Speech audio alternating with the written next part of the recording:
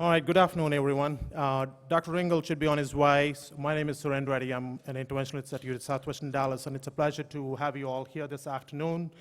We have our first speaker for the session that's a localite, a native from here, Dr. Hoveida El Saeed, who would be speaking about stenting of the ascending aorta. Okay, welcome everybody. Thank you for inviting me to give this talk. I'm trying to make it a little bit fun here, so I'm using my artistic license to do some of this stuff there. I think, yeah, there we go. So I have no disclosures. What do we know? So we know that we can stent a coarct, but the question is whether we can stent the ascending aorta. Does it act the same way? So what would Dr. Mullins say? He would say, girls, the ascending aorta is off limits to the interventionalist. So he published this in an editorial in 2004. And why is it off limits? So it is off limits because it is the proximity to the leaflets of the valves, and the coronary arteries are pretty close. So first we're going to talk about the native supravalve. So the native supravalve, some people have tried balloon dilation and or stenting.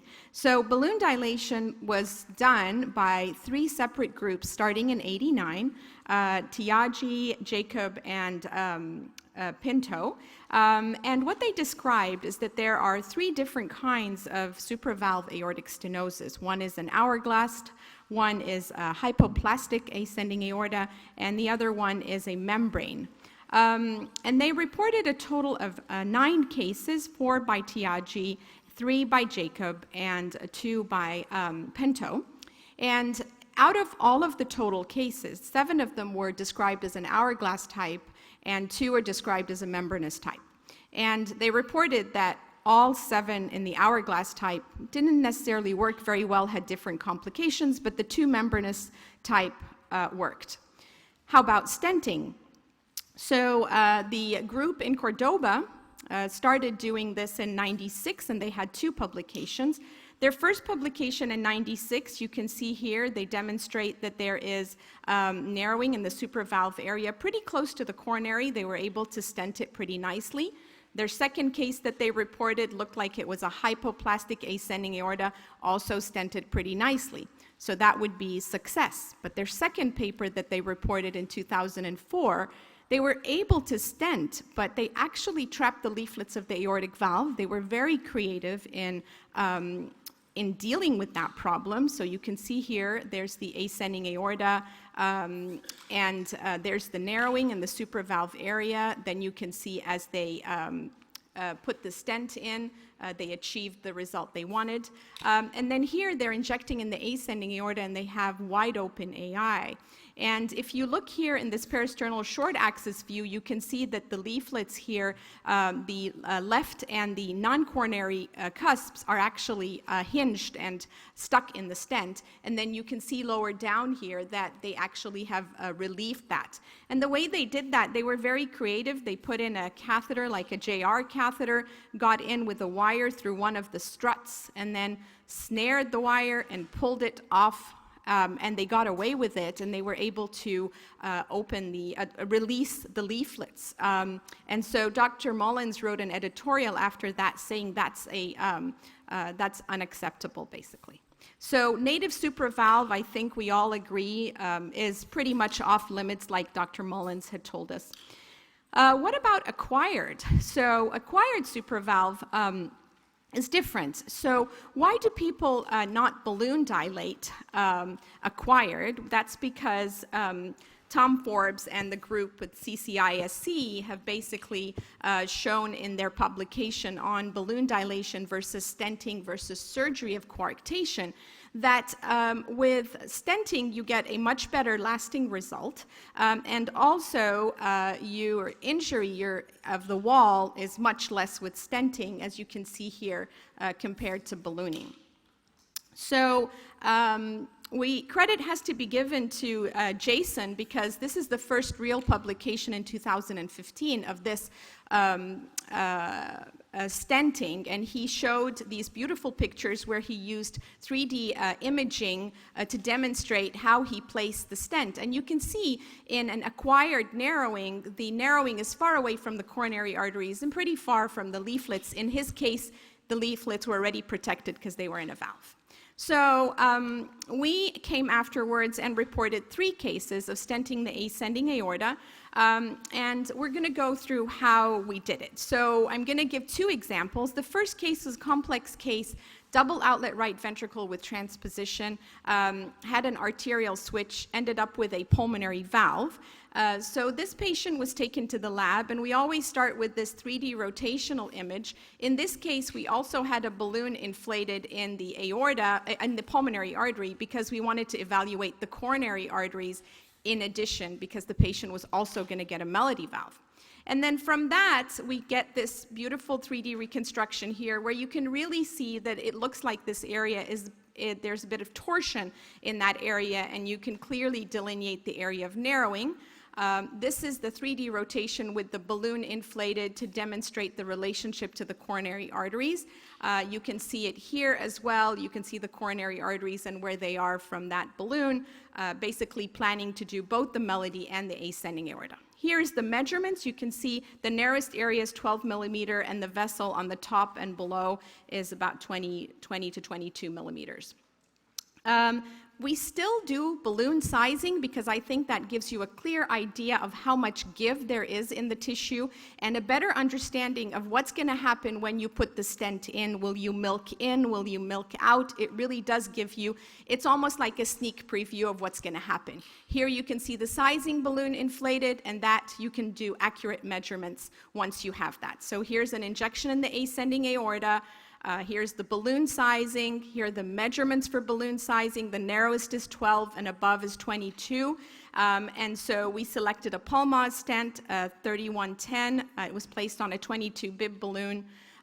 We do rapid pacing because you really don't want anything to move, and you're going to see here it really has to be placed very precisely in the right spot with a bib balloon, and then there's your injection afterwards, and then you can post-dilate with an Atlas balloon after you've seen that. The second case is post-heart transplant. Also, that patient was post-heart transplant for hypoplastic left heart, so also had a coarctation and a stent in the coarct. Here you can see this one is more of a long narrowing, but again, you can see you're far away from the coronaries and the valve leaflets. You can see it in lateral as well. It's a circumferential narrowing. Again, same scenario, balloon size, decide on the length, long sheath to go into the ascending aorta. Take pictures to be very precise. We selected here an EV3 stent, also on a 22 bib balloon, and you can see it implanted here, and then we flared the proximal end to match the vessel size, and later we dilated that with an Atlas balloon. So when you're done, you don't have to achieve 100% relief. You can come back and relieve that later. So here is that same patient before and after stent placement. Looks like the vessel is well matched. So in conclusion, the ascending aorta stent for acquired supravalve stenosis is feasible in selected cases, but not for native supravalve stenosis. I'd like to thank our cath lab team, who a lot of them are here today, for everything they've allowed us to do and helped us along the way. Thank you.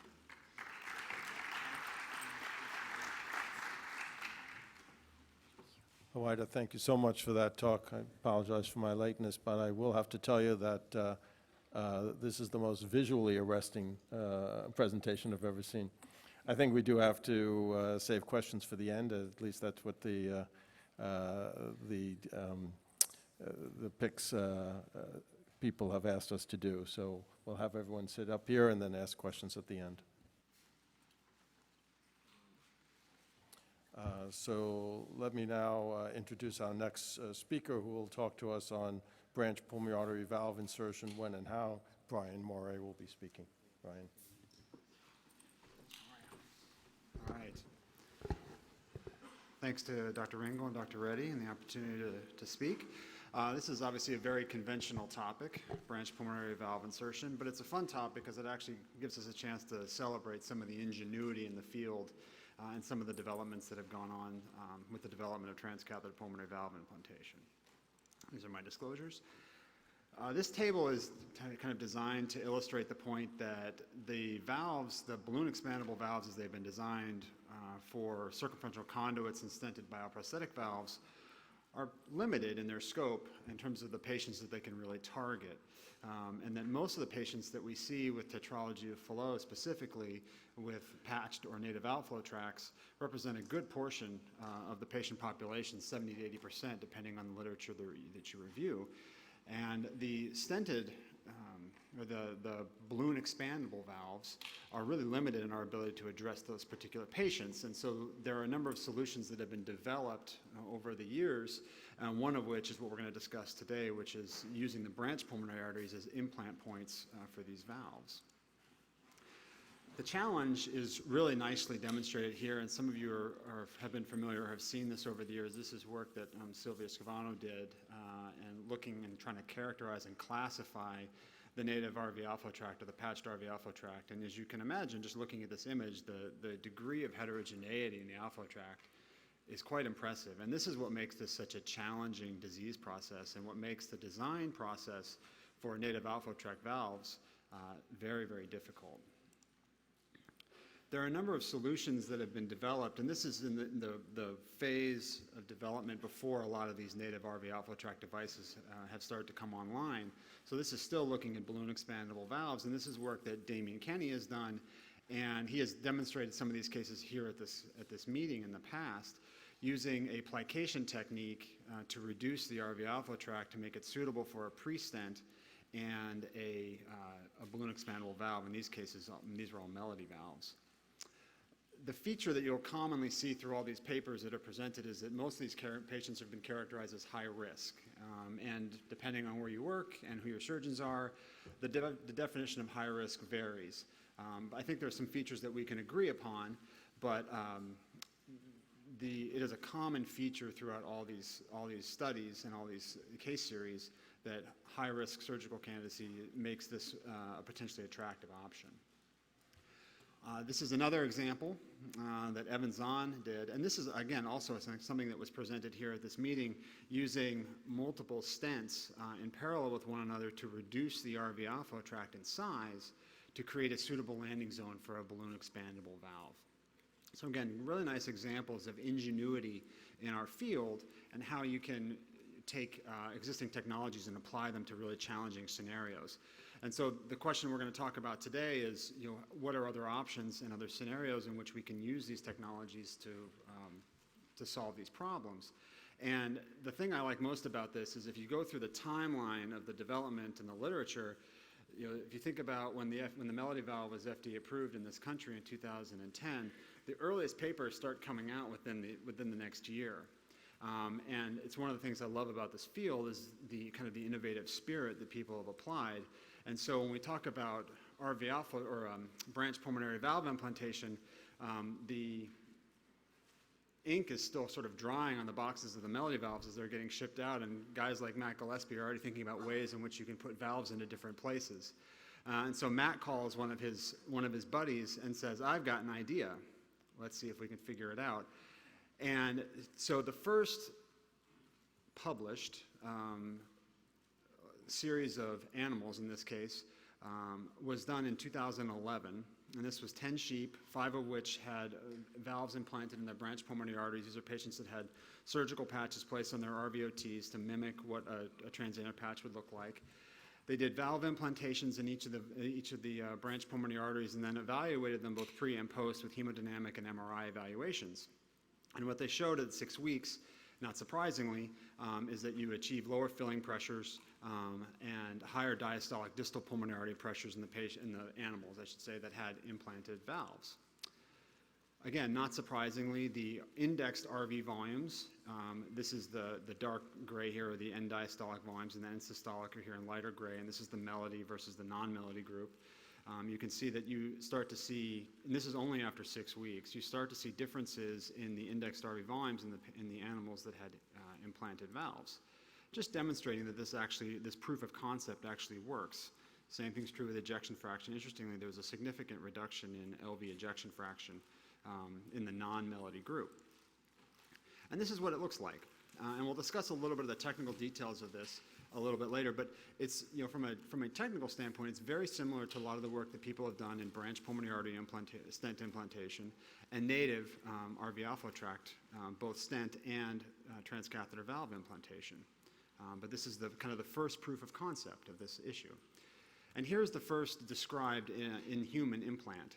And this demonstrates the importance from a technical standpoint of your pre-procedural imaging. Having the ability to understand the anatomy of the branch pulmonary arteries in the native RV outflow tract gives you the opportunity to plan these cases in advance.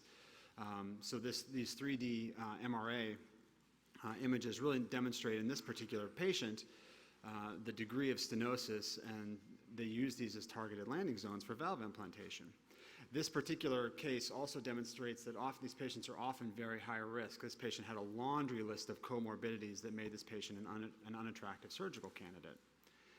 And so this is what it looks like afterwards. And these procedures are typically done in sequence. So you're not necessarily doing simultaneous stent and valve implantations. You do them sequentially from one PA to the next. At least that's the way it's been described by the groups that have done this most consistently or more consistently.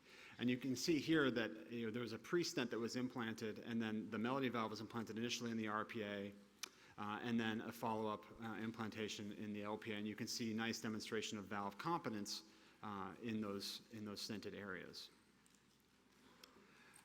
I include this here just as another example of how you can modify this technique. This is a technique that Jonas described when he was still in Paris, using a series of telescope stents to anchor into a branch pulmonary artery, effectively jailing the LPA in this instance, but creating a landing zone by which you could implant a balloon expandable valve.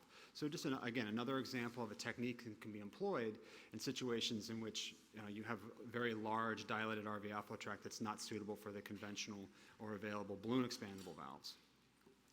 The last two papers that I want to discuss are sort of the larger series in this, and I think they're worth reading if you haven't had a chance to read them. This is a single center study from the Children's Hospital Michigan group, looking at 8 patients that they performed branch pulmonary valve implantation in.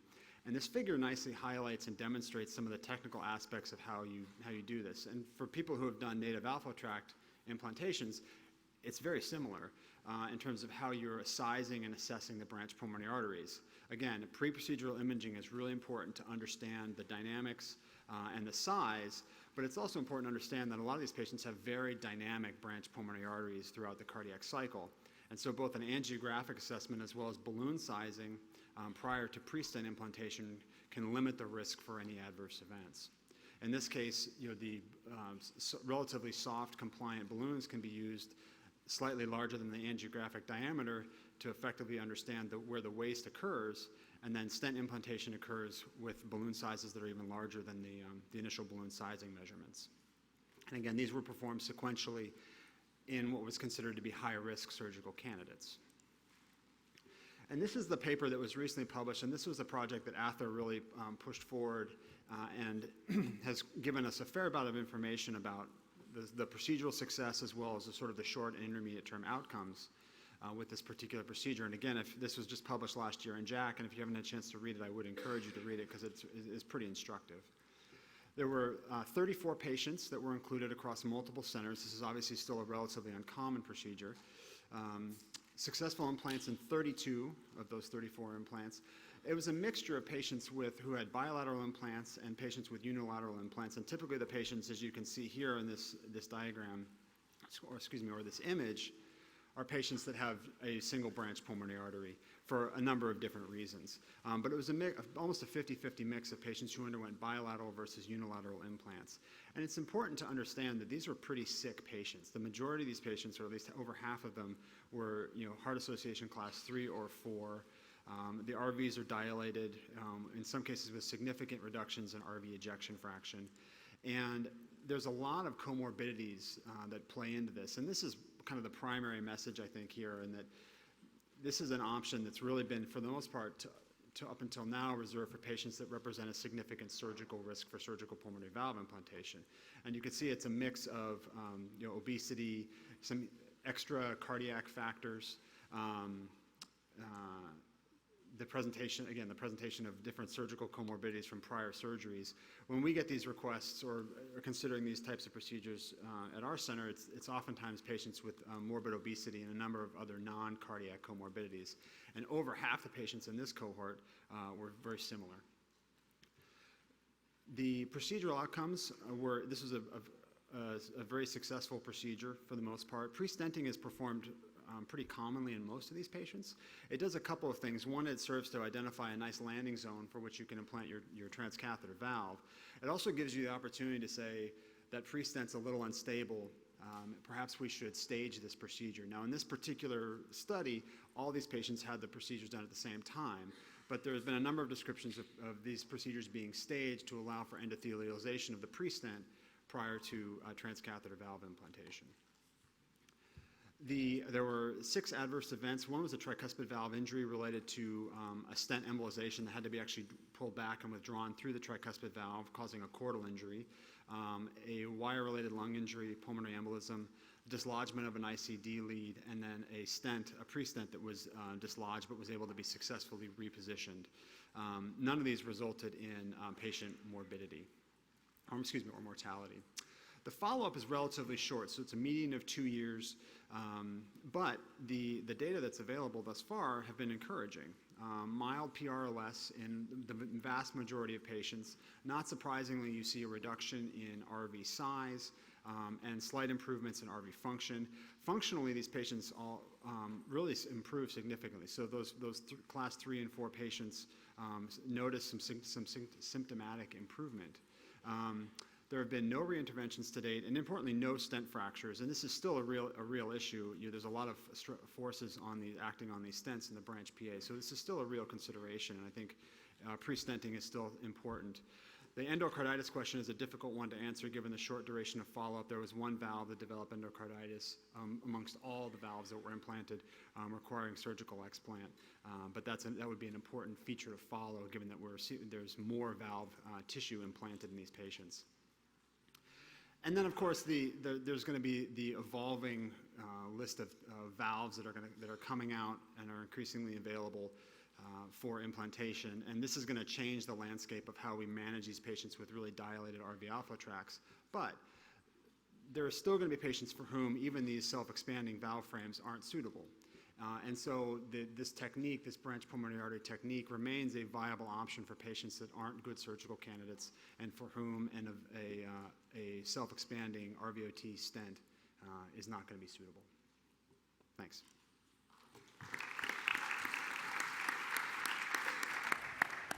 That was a fantastic overview of the branch pulmonary artery valve insertions. And Brian, now we will move a little proximal in the heart. We will hear about the next speaker who has published a ton about this particular intervention, RV decompression from pulmonary atresia with intact ventricular septum. He's going to teach us about the 5 things that he has learned over 100 cases experience. Dr. Mazzani-Alvi. Thank you, Dr. Reddy, and thanks, Ziad and the directors of PICS for inviting me again to this wonderful conference. How do I move this? Okay. I think the surgeons have done a wonderful job with their initiative of scoring difficulties of various procedures, and I think if we were to have this on our field, which is intervention, probably it might look something like this, where PDA closure, not in the preterm, is of that score, but for BIVS, maybe it's towards the upper reaches of this curve. And the reason is that this is disease is very low incidence, therefore individual experience is very limited. Number 2, on top of that, there's marked variability in terms of anatomy, and thirdly, that these are generally fairly sick neonates. Just an example, these are 2 different patients with very different right ventricle. One is nice, with a bit of severe TR, but the other is small inlet, small infundibulum, and an apex which is almost occluded or obliterated by muscles. And on the other hand, we have different kind of RVOT and valves. This is a very nice, very thin valve. It's nice, big MPA, but here below, very thick valve. and the MPA, which is not as big, and therefore this runs the risk of misperforation and perhaps tamponade. And thirdly, we have the issue of sinusoids. Which patients with sinusoids are okay to dilate and which are not, which might cause infarctions. So I'll be covering this over the next 10 minutes or so. So these are things that I have learned and still continue to learn because this is a difficult and challenging procedure. One thing that I am really scared of is the causing tamponade because of perforation outside the heart, which is usually RVOT or the main pulmonary artery. And then difficult anatomy, which one we should back off. For example, we should not balloon dilate for, or we should not decompress in certain difficult RVOTs. Thirdly is the issue of the causing myocardial infarction in those that have sinusoids. And fourthly, this is another big subject whereby we might need to do a BT shunt days after the surgery because the RV is just not suitable to take on the entire pulmonary circulation. Fifthly, small things can cause big problems, for example, injury by gut wires and then embolism in those with pure right to left shunt in fairly shallow right ventricles. Right. I think this is a wonderful paper from Dr. Gibbs in the 1990s, 9 neonates, all were successful, one because of the equipment malfunction, but otherwise no major complications. And one of his main messages is that there is really no necessity to do femoral artery cannulation because all can be done from the right side. You can tell how good the MPA is from the LV angiogram, but I'm not very sure whether this is really followed through by many people, and I think the reasons are I'll show you in a minute. So for example, we just do the RV angiogram. In this case, we might know where the wire should be directed, but in this kind of RVOT, it might be a bit more difficult. And therefore, our practice is, regardless of the risk of arterial injury, I think it is nice to really have a good outline of the RVOT, the valve annulus, what happens to the main pulmonary artery beyond that valve, and how thick the valve is so that we have a rough estimation how easy it is to perforate, what kind of energy is required. And these are examples of RVOT which might be difficult and, in this case, probably contraindicated as well as here when you have a thick valve plate with small main pulmonary artery and very dilated RVOT. And here, there's a thick chunk of muscle separating the valve annulus and the MPA, and therefore, this also runs the problem of probably the wire going outside the heart.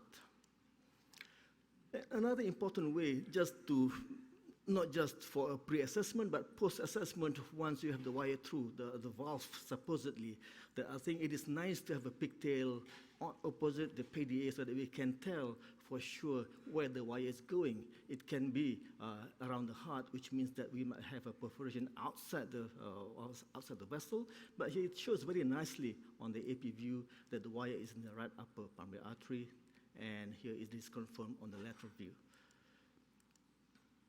So this is just a step-by-step of a typical patient with very nice, reasonable right ventricle, very nice RVOT, very thin valve, and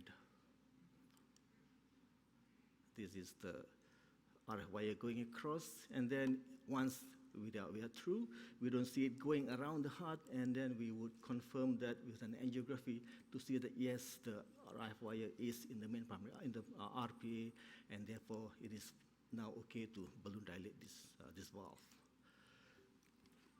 And on the other hand, these are examples of RVOT which are difficult, very thick valve, a thick muscle between the valve and the MPA, and therefore I think this is not safe to perforate because of that risk of the wire going outside. Not all of this will produce tamponade, but this is one of the reasons why this happens.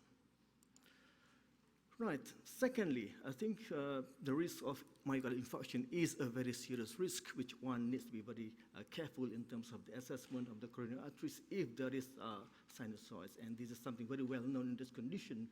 And it has been followed fairly rigidly by all of us that at least there must be two or more of the three major vessels being either strong suspicion of stenosis or complete atresia of the orifices of these osteas of these coronary arteries to say that this is RV-dependent coronary circulation. Just an example, this is a patient with such coronary arteries. If you look at this first angiogram, you can see that you can't see contrast filling in the aortic root, and therefore very high possibility of osteal atresia, and this is more or less confirmed on the aortic root angiogram, where you can see both the right and the left coronary artery flowing from the aortic root. And if you look at the ECG, and this is really demonstrative that there is ST inversions, even the ST depressions in basically all the leads. So this is an example where you can see contrast filling both coronary arteries and to the ascending aorta, and this can be confirmed with the aortic root angiogram, showing that yes, there is nice flow both to the right coronary artery and to the left coronary artery and the anterior descending artery, and this is also on the AP view. So this patient had an uneventful dilatation, but then again, after a year, we don't see good growth of the right ventricle, and this patient went for surgery, but the tricuspid valve is too small for the entire pulmonary circulation, and therefore this patient also received a Glenn shunt with enlargement of the RV apex. We don't know what's going to happen in the future, but I think for now, this seems to be a reasonable option for this kind of patients. Can I move this? Okay. Right. Well, this is another example where we back off because we thought that the LAD is just too small, although we can see both left main stem and also the right coronary circulation being perfused. But if you look on this still picture, that there is possible very severe stenosis and very, very small LAD with a lot of retrograde flow from the branches or from the RV, and therefore we back off. And even when you look at the ECG, it can change from one day to another. We can see that in this ECG here, you can see a lot of ischemic changes, but on different day, there wasn't there as much except for this V2. But I think this patient did not go for RV decompression. But this is where we had a misjudgment of whether this is RV dependent, but when you look closely after the patient died, 2 hours after a procedure in the cath lab, we can see that this is the left main stem, but beyond that, there is not much flow to the LAD and maybe a severe stenosis, and this is where we had a misjudgment, which we thought by having a nice procedure at the end of it, still that's not the guarantee that it's going to be okay afterwards. Right, so I can move the slides. Okay, right. Another subject which I want to cover is that quite often we are faced with situations where after having a successful decompression, still many of them required some kind of emergency BT shunt or PDA stenting, and I think this is well illustrated by this Toronto data, which showed that of the 27 had successful perforation, but half or more than half required a BT shunt within 2 weeks, within 2 or 3 weeks of that procedure. And when we look at the RV size, there's reasonable tricuspid valve diameters, but when you look at the length, it shows that this is a very shallow RV, which means that the RV is just not adequate to take the entire load for the right heart circulation. And I think when you look at these pictures here, it shows that this is a nice right ventricle, nice inlet, nice RVOT, but not in this one here, and therefore it is unlikely that just doing a balloon alone would be sufficient. And there are many patients who are like this, whereby the RV apex is just too shallow or too much muscle in it, and therefore this requires a PDA stent at the same time to avoid the possibility of emergent BT shunt. So this is one example where even if you have a nice right ventricle as shown here, that there is good 3 parts to it, nice balloon dilatation, but this is what surgeons called in the past suicidal right ventricle. We can see that on the echo, the RV it just doesn't open well enough, very severe diastolic dysfunction, the PDA closing, and the only way to salvage this is to put a PDA stent. And because of that, I think we tend to have low threshold for stenting the PDA at the same time as when we balloon dilate.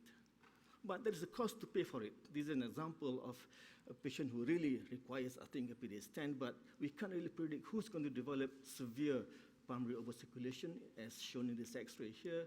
We waited for 14 days before we decided to clip the PDA stent, and this is after clipping, and then we managed to take care of the heart failure and extubate the patient.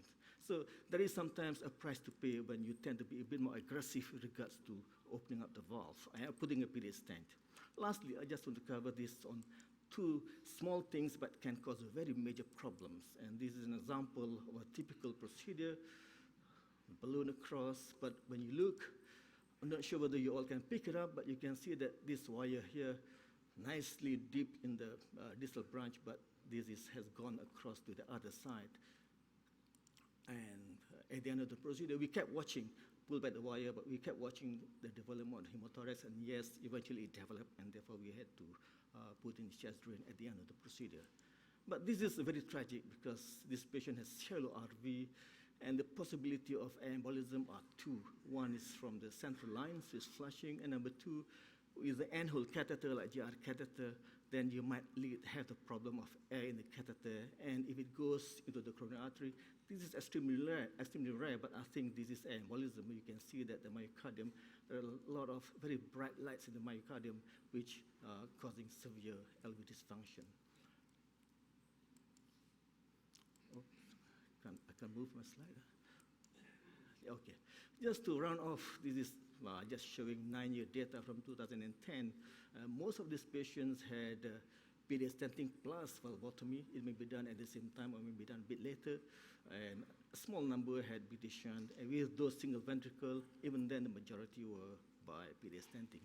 But these are the main complications, and most of them, apart from the BT shunts, are related to the cardiac procedure. This is something that we have always to be very careful about, and also something that I'll continue to learn, because the risk of RF causing tamponade is still there, even if you've been doing this for more than 100 cases. So just these two will require very careful attention to details of anatomy, which means that, unfortunately, we need to have femoral artery cannulation. The other thing is that to look very seriously for the risk of infarction, because this might be RV dependent in terms of coronary circulation. And fourthly, the importance of having a backup PDA stenting in case this patient might require something else after you have a successful balloon dilatation. And lastly, be very careful with small things like guide wires and bubbles in the right heart. Thank you for your attention.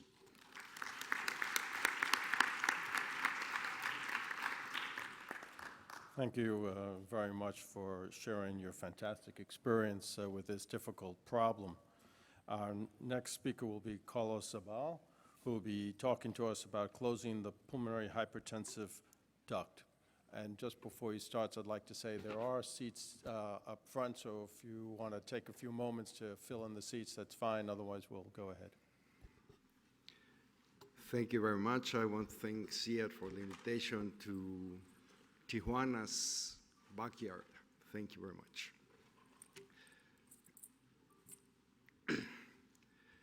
This is my disclosure statement, and I didn't put here that I work in a high altitude city, so maybe that would be a disclosure also.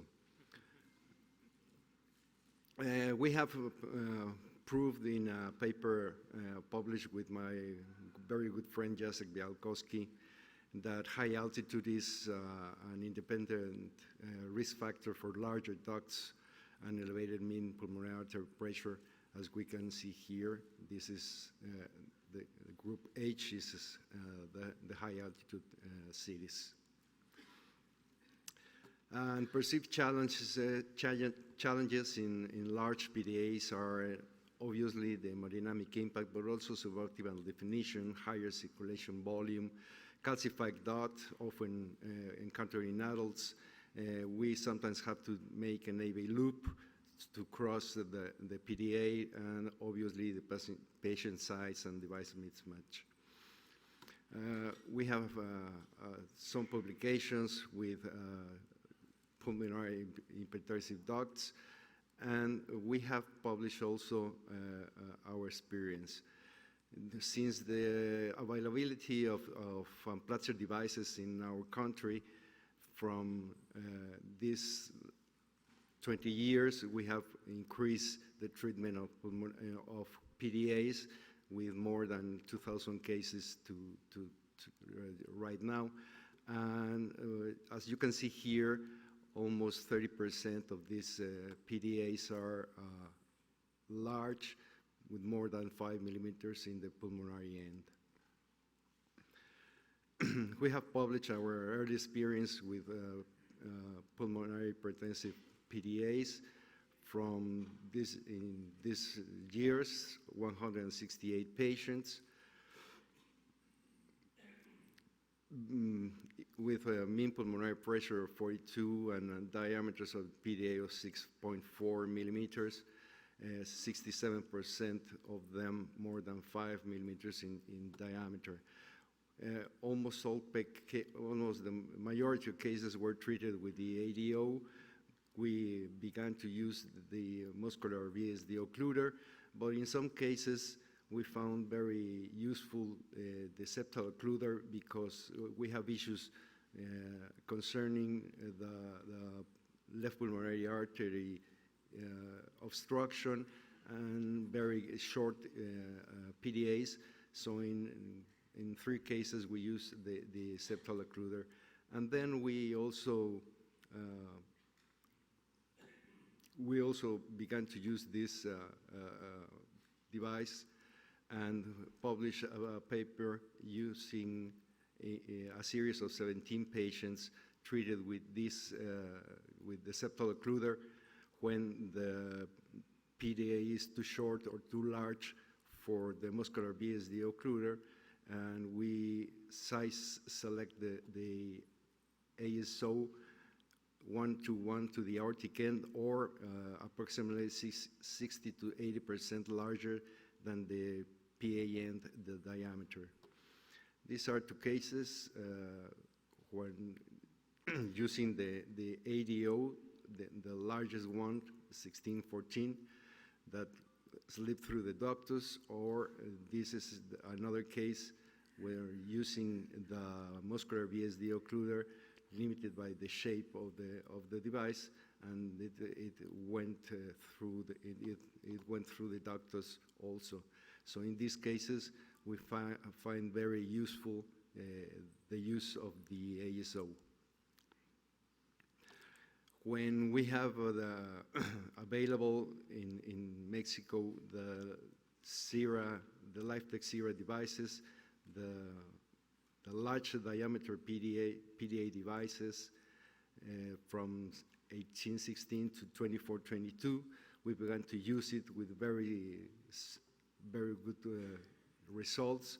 Now we have 85 patients using these devices with a very good result, and almost dropping mean pulmonary pressure from 46 to 28, and with almost very little pulmonary obstruction.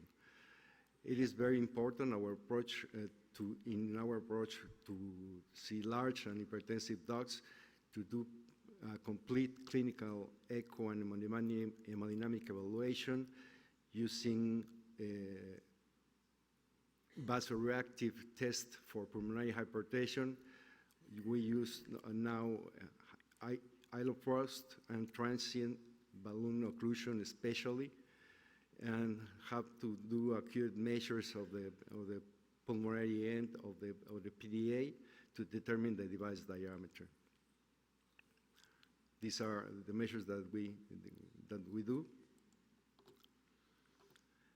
and we also have found the right oblique anterior projection to be very important in these large duct cases. This is a case where we use 2220 Sierra device. General consideration prior releasing, we have also seen that these devices have sometimes they don't conform very well the disc that stays in the aorta. So we use a balloon sometimes to conform the aortic disc to the aortic wall, and we can use this technique to release with confidence the device.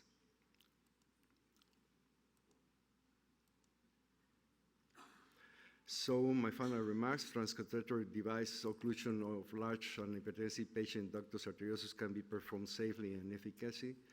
Careful hemodynamic assessment is warranted in all cases. Careful evaluation of potential LPA and aortic obstruction prior to device releases is always recommended, particularly in the small children, and procedural success is an ambiguous term. Long-term follow-up is mandatory in patients with moderate to severe pulmonary hypertension, and be aware of persistent or recurrent pulmonary artery hypertension. Thank you very much.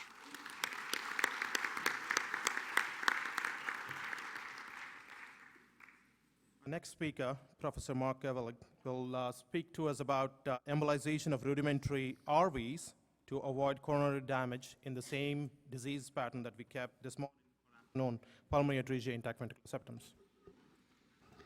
Thank you very much. First of all, I also would like to thank the organizers for inviting me to join this session. Can I have my first slides, please?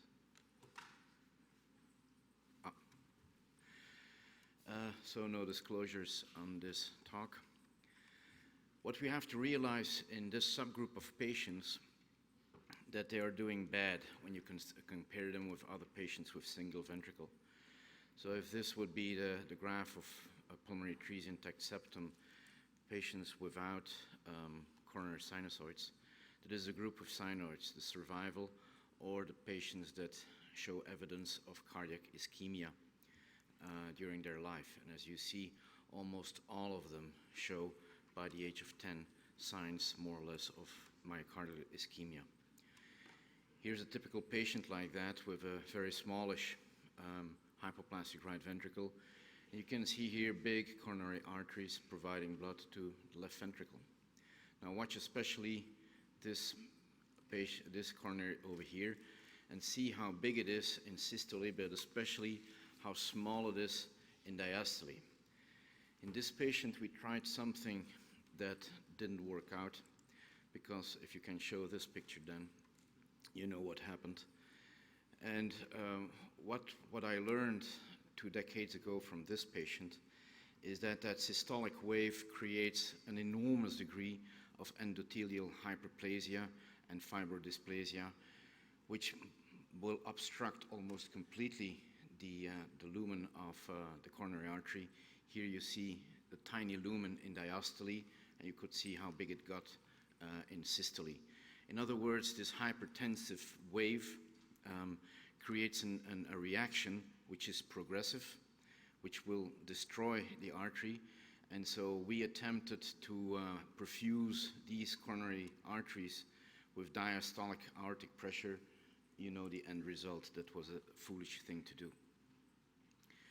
You can get dilation, vasculopathy, and just as a side comment, be aware if you have patients like that, it is a very lethal complication. For instance, if you ask your anesthesiologist to induce anesthesia in these patients and he makes them slightly hypotensive, that already can arrest myocardial perfusion because you need the systolic wave. CPR, you can start it, but usually it will be unsuccessful. And also your surgeon has to be aware that he should always work on a beating heart without hypotension, because otherwise there is no coronary perfusion. And if you think it's impossible to give cardioplegia through the normal coronary ostia, you will have hot ischemia and no perfusion when you take away the cross clamp. The natural history, and so what can we do? Most of people will say wait and see, but the initial graph I showed you is there. There's a few things you can do, and that is only at the condition that left ventricular wall, the epicardial coronary flow is adequate. And the first patient that I showed you probably only could be treated by heart transplantation when that is open for discussion. The next of my talk will be about filling the right ventricle. Here is the first patient that I saw like that quite a few years ago. I saw him by the time he already had his Fontan circulation. You see smallish right ventricle, but with a coronary fistula which was entered retrogradely, and a huge pressure wave throughout here, this coronary system. And if you look carefully, the coronary arteries can be seen, but they were already damaged at that time. In those days, we decided to reduce the the pressure wave of the right ventricle by filling it up with about 27 coils. And this was the end result. I mean, we took away the power, the systolic power of that ventricle. We were able to re-evaluate this patient 2 years ago. What you can see, I mean, first of all, he was still doing well. But if you look carefully here at his coronary arteries, they look miserable. I mean, there is myocardial bridging. It looks very, very diseased. But the patient was fully grown, and at that time, free of angina. There was no evidence of myocardial ischemia at that point. However, MRI did show that during his life, there must have been events that happily he did survive. So we tell ourselves that in this patient, we probably were in time to halt progression. Here another patient that was done more recently, where you can see, okay, some coronary arteries to the right ventricle, but here, even with backwash from the left system into the aorta. That indeed is reassuring, but knowing that you have endothelial hyperplasia, this is not enough. You must be sure that the diastolic pressure will perfuse the coronary system, at least at the left ventricular side. So what we did over here was push with this ventricle a tricuspid valve open. We could measure with the whole pressure that we were indeed getting way subsystemic, and then check with the selective coronary angiograms that the left ventricle was perfusing, and so we filled it up. I think this was the case we did 2 years ago during the Milano meeting, where we occluded or took away the pressure wave of the right ventricle with a vascular plug. In this patient, so that was at the end, the systolic wave is almost completely gone, and a couple of months later the patient came in for his pre-Glenn evaluation, and we took the opportunity to check his coronary flow, and indeed the coronaries were nice and patent at that moment. Here another patient where again the same thing, so you do have a very smallish right ventricular outflow tract, but I think that most people would agree that this ventricle is very small. By the way, the tricuspid valves in these patients were standard deviation -7 to -4 for the whole group. And so this one was also closed. Advantages of this technique, we hope, we never could prove it though at this point, we hope that we can halt the progression of the vasculopathy. And by the way, don't forget this vasculopathy can already and usually is already present at the time of birth. It's not because you're born that you're born with normal coronary arteries. Undoubtedly, you can provoke some myocardial ischemia if that would happen to the right ventricle and there is no important arrhythmia. That's what we're trained for, to deal with that. But all the patients that we did, and we're at number 4 right there, did spend 1 or 2 days in the ICU just to make sure that they had no arrhythmia. That's what you want to have. I mean, if they do an arrhythmia, better to do it in the ICU and so you can deal with it. Disadvantages of or possible problems is, of course, you will provoke some ischemia. And sometimes you can have a myocardial infarction larger than expected. If it happens to the right ventricle, it is not that important. If it provokes significant arrhythmia, that can be a problem then, but that's where better to do it then in the ICU than sometime at home with sudden death the next morning. Clots or coronary steel are also possible problems. For those interested in the techniques and some more details, it was just published in CCI. And so the group we are reporting over there is 4 patients where we concluded that in very, very selected patients, obliteration of the right ventricular cavity can be safe and abolishes the pressure wave in the coronary sinusoids. That we can prove.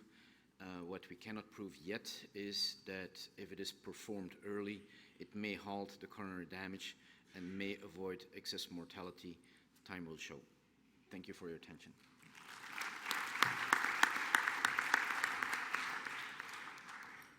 Thank you for that very interesting talk. Okay, moving forward, Dr. Zuzanegi is going to speak to us about transcatheter pulmonary valve replacement in patients under 20 kilos. Okay. Good evening, everybody. Thank you to the organizer for the kind invitation. This is the issue that we are going to talk. This is my disclosure. And to be honest, we were one of the first centers to bet on the early treatment with the PVI, first in Spain and one of the first in Europe. And we have been accumulating experience with patients below 30 kilos. It's not working. And if you are going to face a really small patient, this is the four answers should be answered properly. Is the durability of the valves if you put in smaller children? Are we putting this patient on unnecessary risks to develop endocarditis? Can we wait longer because there are severe doubts about this early implant guarantees the recovery of the right ventricle, and we assume a lot of risks if you are treating a very small patient because it's a challenging patient and you could create more incidence of complications. Okay. Okay. I'm not able to close this window. Okay, you cannot trust in me if I am not able to pass the slide to treat the small patient.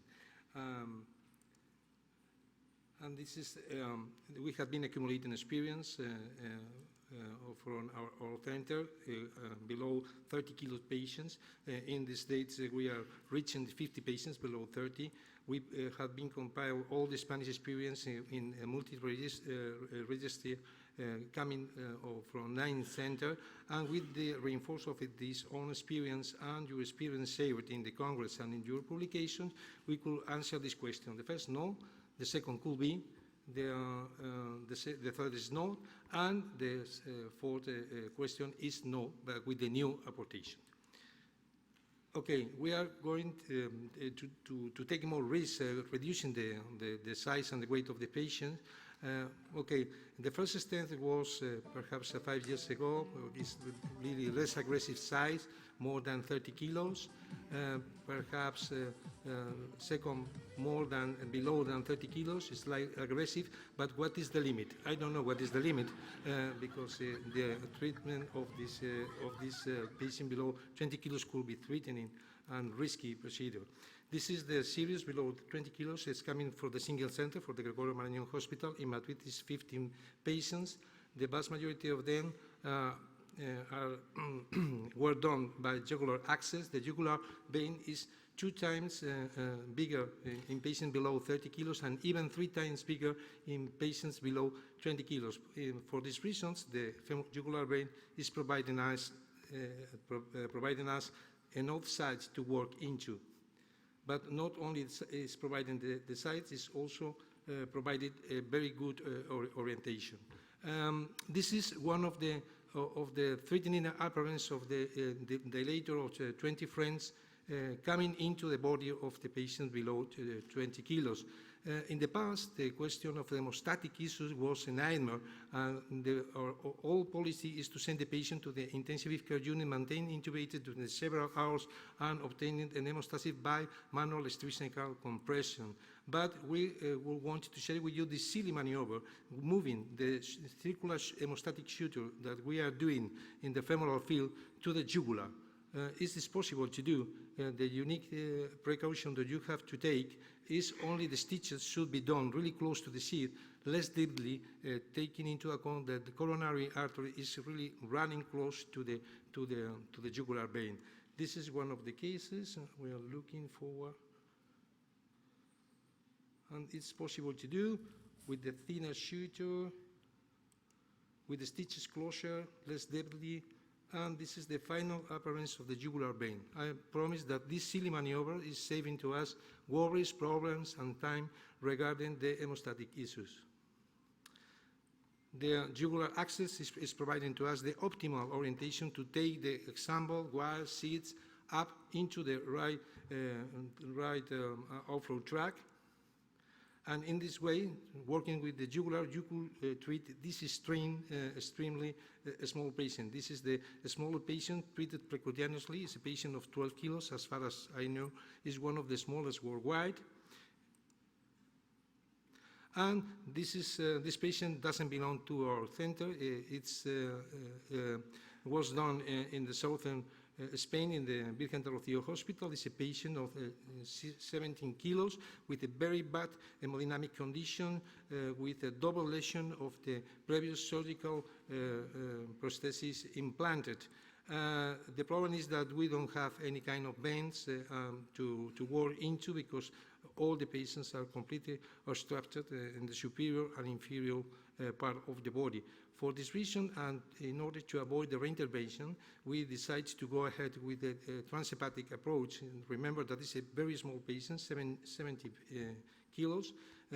We go for the lateral abdominal wall, dilating up to 18 French, and afterwards we proceed in a conventional way with the example of 18 with the melody premonted, and we oversight with the atlas balloon of 20 to optimize the result. And I promise I got surprised because this patient was a very, very smooth procedure. He took about 20 minutes or anything like that, with the support of vascular interventionists. For this reason, one of this thought is, okay, we could consider for the orientations and the possibility to pass through with the very big tools through the transhepatic access, another option, not only to save in desperate cases that we had been using in the past. Okay, the hybrid procedure provide to the possibility to treat even smaller patients, avoiding the vessel issues. This is the smallest patient, 9 kilos, with a tortuous post-op, with the impossibility to withdraw from the mechanical ventilation in the last 9 months. For this reason, we decide to go ahead with the right transapical approach from the lateral thoracotomy. And in this way, as you can see, with this tiny thoracotomy, we were able to treat this patient without necessity to send the patient to operating theater. This is the way that in which we were proceeding with a short 4 French seed to do the pre-stenting with slightly insinuated into the right pulmonary branches.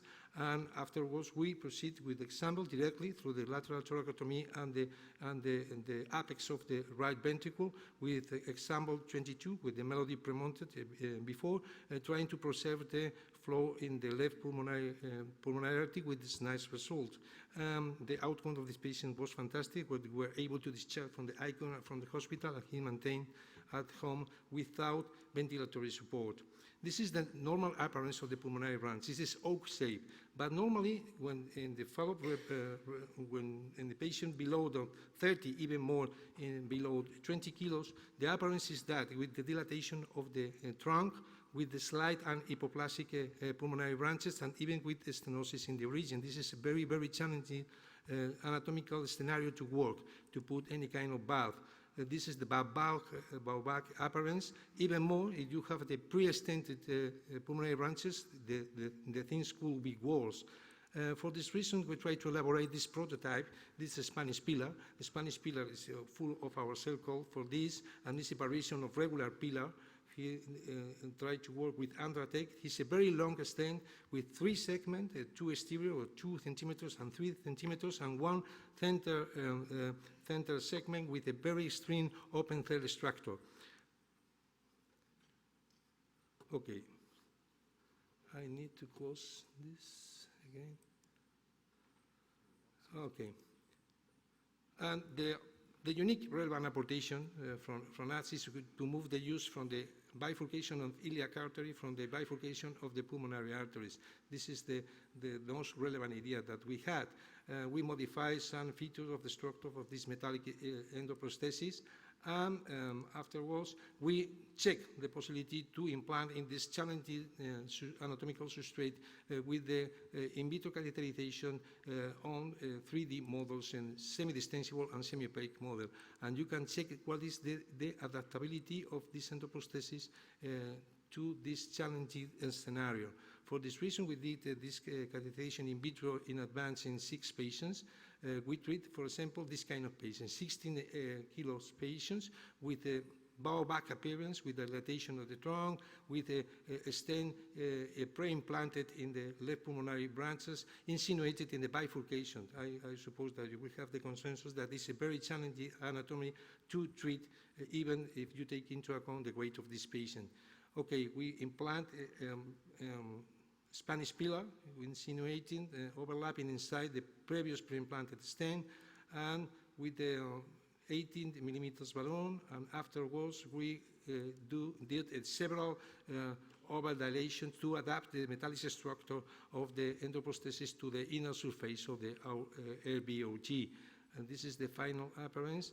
And afterwards, we implant the melody valve pre-mounted over the 22 example, and you can see that the central structure of this stent is marking what is the limit of your implantations to preserve the flow toward both pulmonary arteries without any kind of disturbance. You can see the final result. It's quite easy. With the pre-stenting, we did in 2 procedures, and you can see the adaptability of this tool preserving the flow, and you can see this wonderful loop. And in other way, without this kind of endoprosthesis, I was not able to do. Okay, this is, but the problem is that in the outcome we suffer several multifractures, but these multifractures were not any kind of inconvenience for the PPVI or even for dysfunction of the valve. All the time, this is an announcement.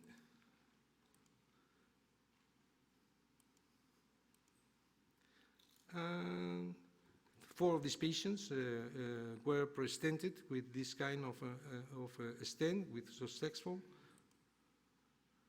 And this is the quite good result of this series of below 20 kilos. Unfortunately, we have the unique patient with endocarditis in the small patient. It's a patient who stopped consciously the administration of aspirin during 1.5 years, and for sure this is the reason for the endocarditis development. Okay, the SAPIEN 3 could be treated in patients. We have a humble initial experience. We have 4 patients under 30 kilos and 2 patients below 20 kilos. But you have to use the SAPIEN 3. Forget, please, the XT, because if you use XT in a small patient, you could be in a very big mess. It's my honest and my personal suggestion. Even more, we are working in the possibility to implant through jugular, the SAPIEN, using the commander. The commander is a very short introductory included in the transapical kit, because the kit included in the femoral axis is very long and hydrophilic. It's really difficult to establish and to put in the right position to implant.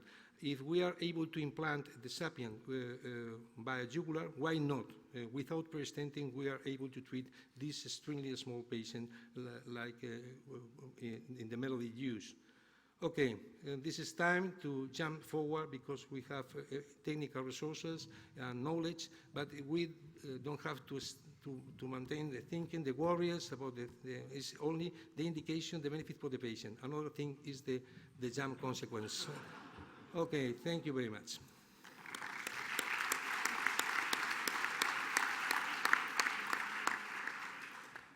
And with that, we come to the last speaker of our breakout session this afternoon.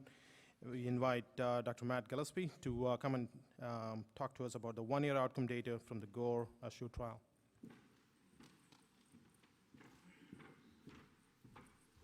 All right. Thank you to the organizers for giving us a chance to present the 1-year results from the GORE trial. And thanks to you guys as well for enduring the session. You're doing a great job. You're doing a great job. All right. Those are, where's the, how do you advance here, Rich? Oh, there it goes. Okay, there's my disclosures. And there's the disclaimer. All right, so the subject of the ASSURE trial was the GORE cardioform atrial septal occluder device.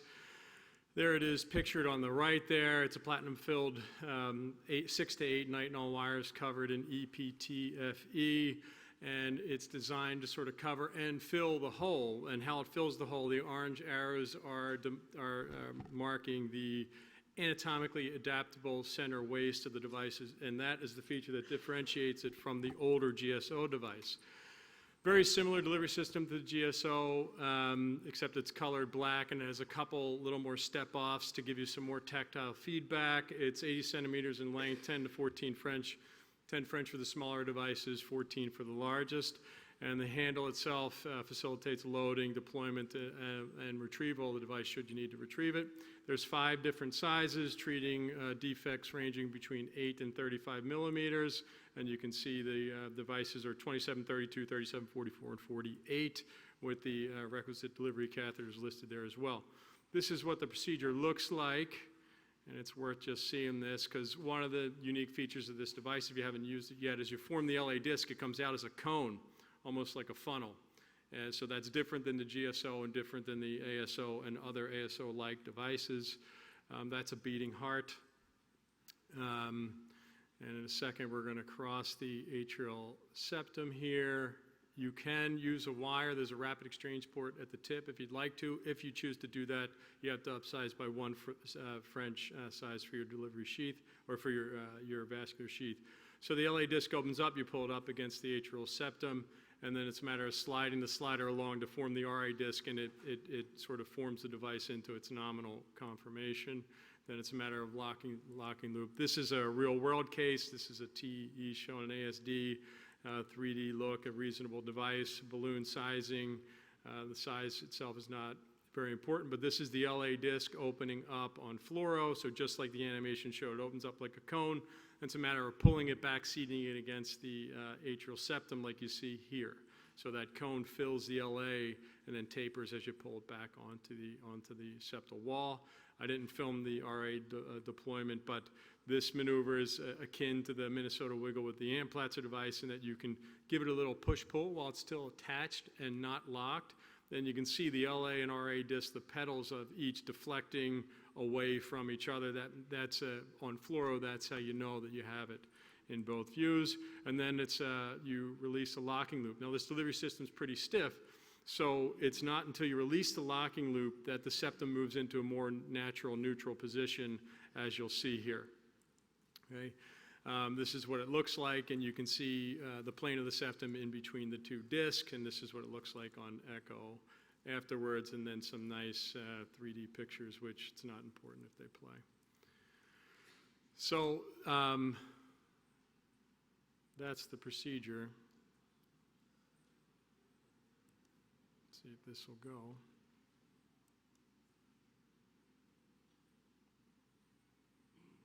Uh-oh, I think I broke it, Rich. All right, thanks for coming, everybody. Nice talk. Is there anybody here that can pull that back up again? He's working on it. All right. So anyhow, the Gore Assured trial was a prospective multi-center trial, and it was, the idea was to compare it to predicate devices in their trial, so the ASO trial, the Helix trial, and the GSO trial. I'll show you what the endpoints were. Pretty typical endpoints.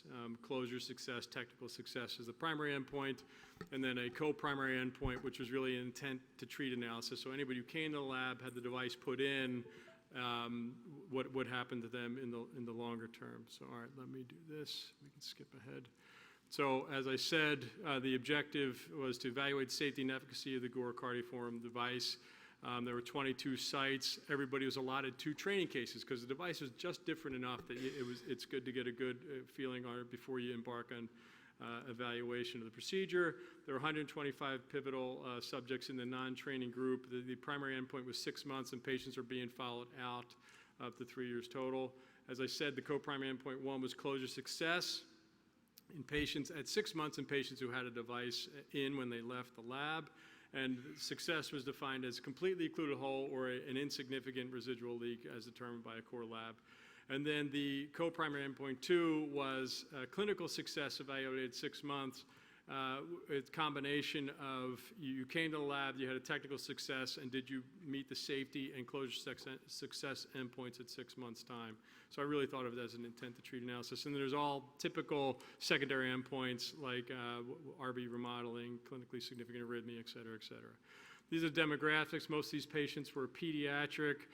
There's their weight ranging from 12 kilos all the way up to 105 kilos. And by transthoracic echo, ASDs measured between 5.6 and 36 millimeters with a mean of about 14.6. Stop flow diameter was about 17.3. The max was 30. The aortic septal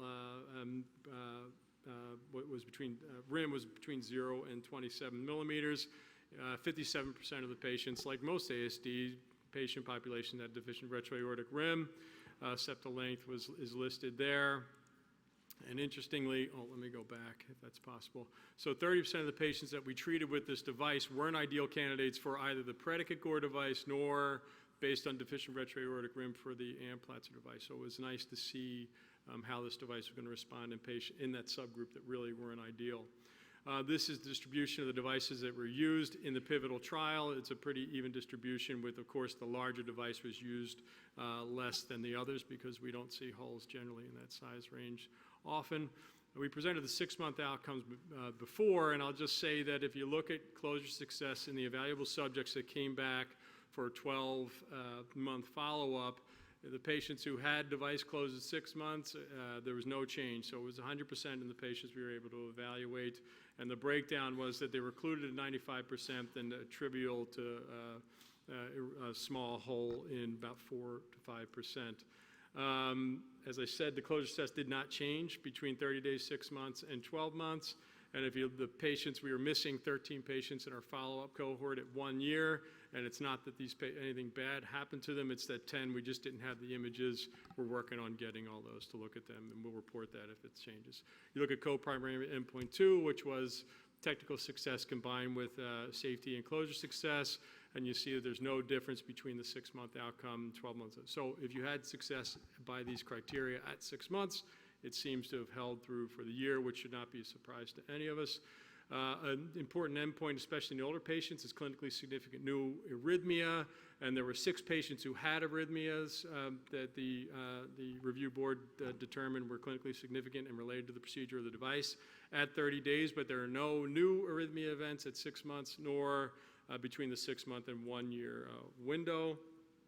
If you look at this overall, we had technical success. Oh, this is important because this is kind of a differentiator and an interesting point of conversation. So as part of the trial, we did 6-month fluoro on these patients, and what we found, as I presented last year, was that we found silent wireframe fractures in about 36, 37% of the patients that we looked. But none of those patients had any evolving leaks or clinical sequelae otherwise. So it's a concerning thing to see on fluoro, but it's only evident because you're seeing it on fluoro. If you do a subgroup analysis of the wireframe fracture group, it seems that the bigger, or if you oversize the device relative to the ranges of treatment device that we set up front, there was a trend towards that being a significant thing. This is what some of the wireframe fractures look like. You can see them on fluoro. That's pretty impressive. But on echo, it has not translated into anything significant to this point. So in summary, closure success is maintained at 100% at the 12-month follow-up point. Our clinical composite success did not change between 6 months and 1-year follow-up. There were no new clinically significant arrhythmias after the 30-day window. And although we're seeing wireframe fractures at about 36, 37% at 6 months, we have yet to identify any clinical problem or evolving change in closure of the ASD hole. So based on the strength of this trial, the device was approved by the FDA in May of 2019. There are a total of 612 patients enrolled and 565 devices implanted in pivotal plus continued access, and all those patients will be followed for 3 years as part of the protocol. We're looking at RV remodeling as an endpoint and all the other things, and I think importantly following this wireframe fracture issue to see if there's any issues moving forward. Overall, we're encouraged by this, and I'm hoping that this proves to be an effective and safe long-term device for these patients. There were 22 sites involved. Bob Summer was my co-national PI. Thank you very much.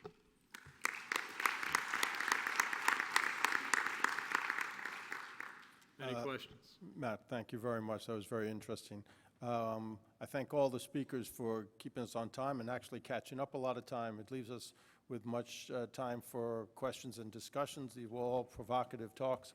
So if I can have all the speakers up here, and then we can have questions from the audience. I don't see a microphone, so I'll just ask you to shout out your questions nice and loud.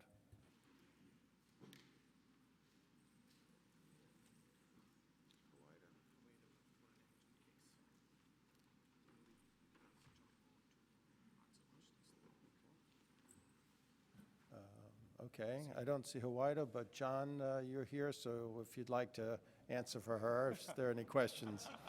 And here, I'll give you a seat here, so.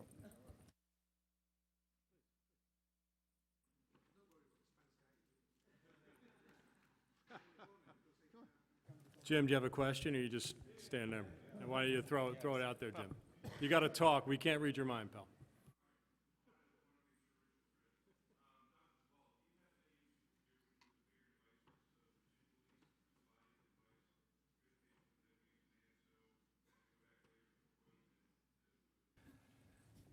No, we have at the beginning with the use of the muscular BSD occluder, we have one case of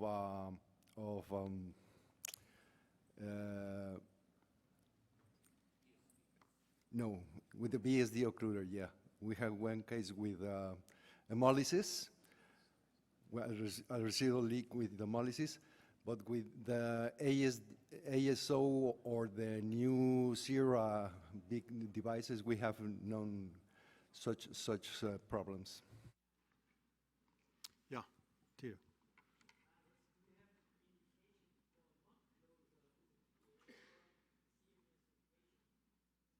Not close the PDA only when the pulmonary hypertension doesn't respond to our tests.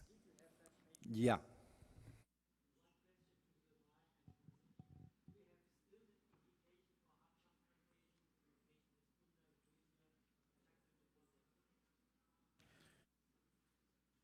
You mean as a primary therapy? As a primary therapy?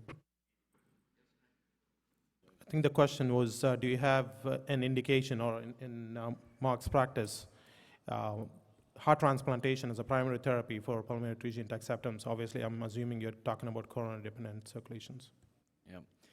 Actually, the first patient I showed, which then gave the nice specimen, I think in retrospect, the only correct treatment for that patient would have been a timely heart transplantation, because most of 2/3 of his left ventricle was endangered and was predestined to be lost within months, at most years. Now, obviously, comes the question, when should you transplant that patient? There, the answer is very clear.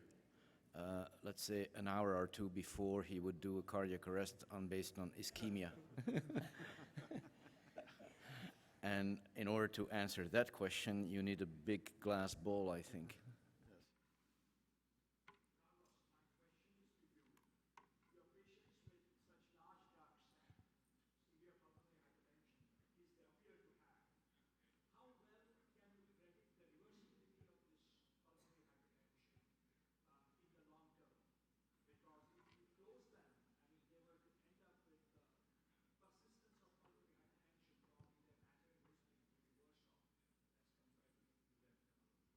Yeah, the way we predict that is with very thoughtful evaluation, and the most important thing is the balloon occlusion test of the duct. If the balloon occlusion shows that the pulmonary pressure can drop, we go and close the duct. But still, you have to follow these patients long term, because you can have a recurrent pulmonary hypertension.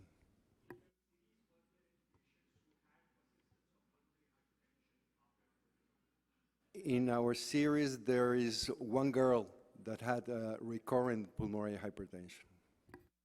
Malcolm.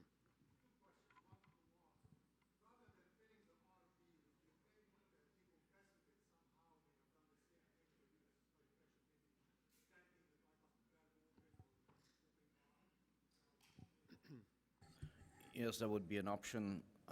The idea also occurred to me of burning a hole in the tricuspid valve and making it leak. There are the other options.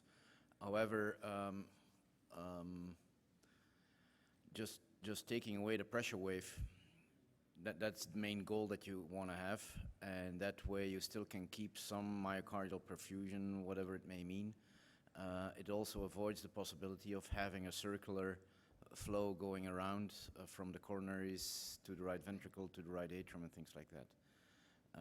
It's maybe a possibility that can be explored. I must say that this is simple, and that's what I prefer. You also can test it. So you can open up the device in the right ventricle and go and have a coffee and see whether there is ischemic changes and things like that. Once you put in a stent or you burn a hole in the tricuspid valve, there is no way back.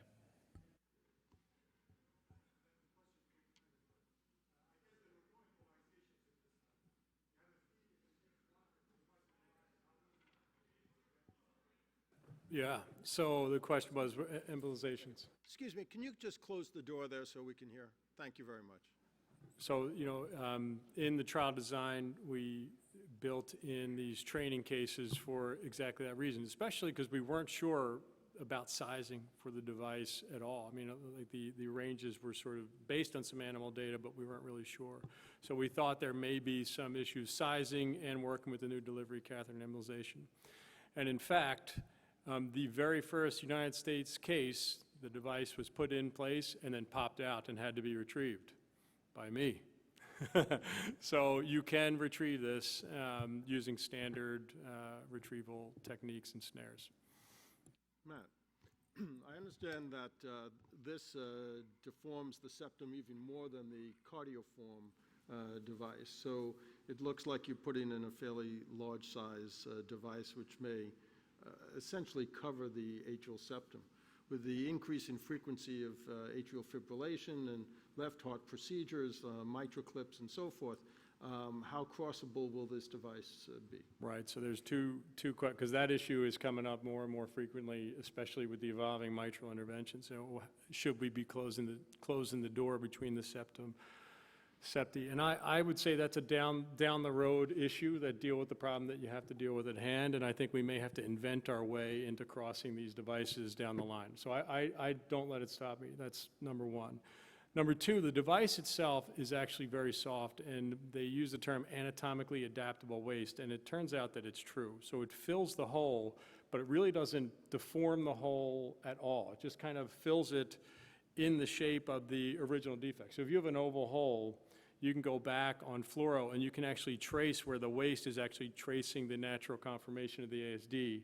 So you're filling it, but you're not stretching it the way like an Amplatzer or an Occlutech device does. It's not forcing the hole to be round. It's just filling it and then covers on the other side. So I think mechanistically it's the same. It's filling and covering the hole, but it's a gentler way of filling. So there's no ongoing radial outward push of the device centrally. I meant distortion of the septum while you're implanting. I saw that, how it springs up like the cardioform does. So does that make the discs on either side have to be larger so that it doesn't pop through? Yeah, it can, especially if the angle is very, very acute from the IVC. It can be challenging. The bigger, as in all things, big ASDs with a tough angle, with a bald aorta can be hard with the larger devices in particular to get that LA disc to sit behind the aorta. And so that is recognized as that's a technical issue that we face with the Amplatzer device for years, and there's a workaround coming for that. There's a modified delivery catheter for those circumstances coming down the line in the next couple of years. Great, thank you.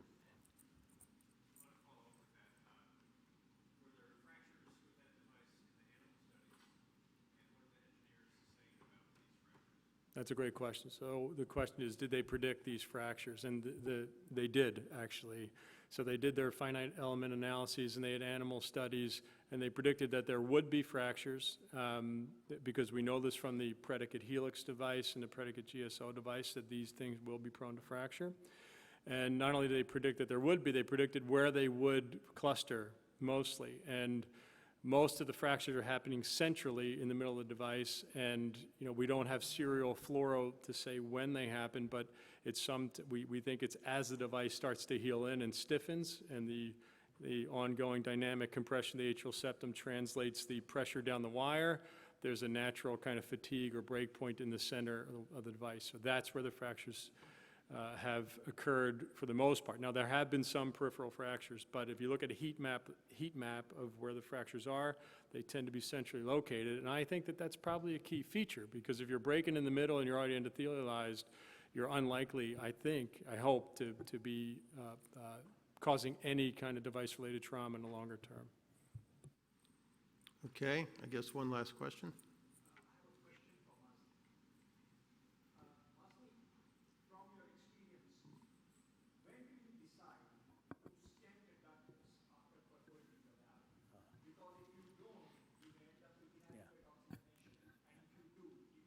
Yeah.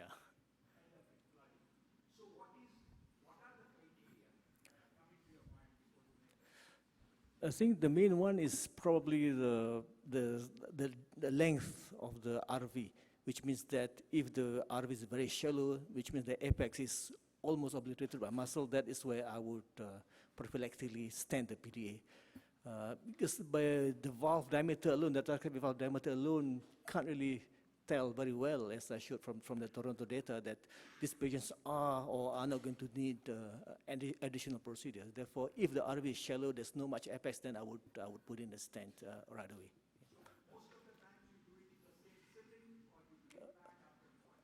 Ideally, I would do it at the same time, but sometimes when the PDA is still big, then you have to delay it, because otherwise you might get a stent embolization. So I think in theory, the best thing is to do it at the same time, but that's not possible in every case.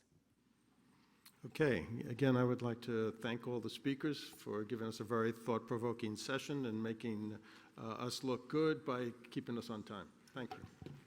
Thank you all.